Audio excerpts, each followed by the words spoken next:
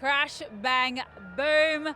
Oh my goodness, that game, Multan Sultans practically punted Quetta Gladiators out of the finals contention. It's going to be very hard for them to medal now, unfortunately. And my goodness, that was just an amazing display of batting mastery and bowling mastery from the Sultans. I mean, how are you going to stop these guys? I mean, they're on such a charge and they're playing so well. I mean, they're just a really good unit. I mean, it starts with the captain, of course, and you've got other guys that are now coming to the fore. Riley Rousseau the last couple of games, finishing the last one and playing superb. Was it 71 off 20-something odd balls this time around, yeah. 26. So that was just remarkable stuff, and his power hitting was brilliant. Tim David didn't feature. How's that? He didn't even get a go. He did nothing. He didn't feature with the bat. He didn't feature with the ball. He didn't feature in the catching field. Nothing.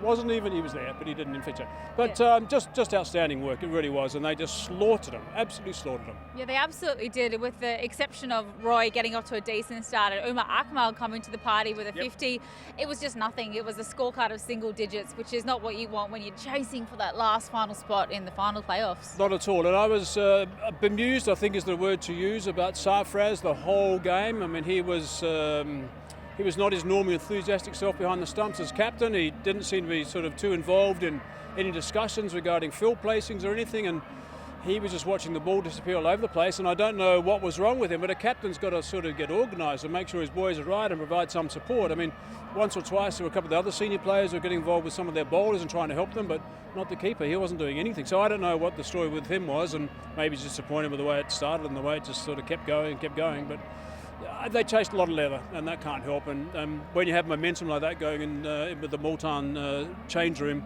it's pretty hard to come out and play because that's a big total to chase. It was a huge total, the largest we've seen in the HBL PSL 7, one of the largest that we've seen in the HBL PSL in its entirety. There was one thing I was disappointed in also, and that I really thought that there was an opportunity there for Alim Dar to bring down Dahani.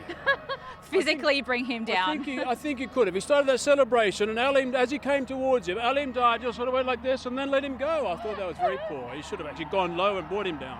Terrible technique. But one thing I will leave it on is how awesome has this season been? The passion, the celebrations, like the vibe is just awesome, and I feel like it really means a lot to these players, and it's showing on the field. I agree totally, and I just love seeing guys have fun. You know, the big smiles from guys. Tahir when he gets a wicket, Dahani, they're two prime examples.